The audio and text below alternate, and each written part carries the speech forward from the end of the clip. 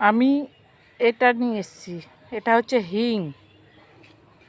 আমার গাছে তরমুজ হয়েছে। তরমুজটা ভেবেছিলাম যে একটু বড় হবে তারপরে ভিডিও করব, কিন্তু দেখছি না, এর মধ্যে পোকা লেগে গেছে, না কি কিসের দাগ জানি না, এই জন্য ছোটোতেই দেখিয়ে দিলাম।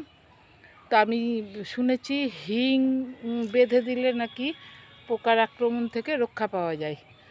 এই জন্য গাছে বাঁধার জন্য হিং নিয়ে এসেছি, কারণ এর মধ্যে ছোট ছোট জালি অনেক আছে। এই যে অনেক জালি আছে ছোট ছোট। তো এখন থেকে একটু ব্যবস্থা নিই, জানি না কতটি সাকসেস হবে, তবে চেষ্টা করে যাচ্ছি। এইটা বড় হয়েছে, আজকে সকালেই দেখলাম এখানে পোকার মতন কি হয়েছে, এই জন্য হিংটা বেঁধে তারপরে গাছে ঝুলিয়ে দেব। আর দুটো কাপড় এনেছি, এই কাপড়েই বাঁধবো।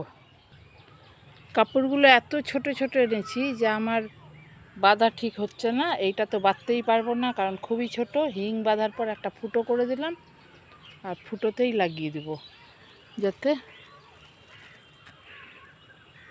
এবার ঝড়ে যদি পড়ে যায় তাহলে খেয়াল করতে হবে আমাকে। লাগিয়ে দিলাম, আর এটা ওই তরমুজের কাছেই লাগিয়ে দিলাম। দেখা যাক, এটাও তো আমার ভিডিও দেখেই শেখা, সোশ্যাল মিডিয়াতেই দেখেছি।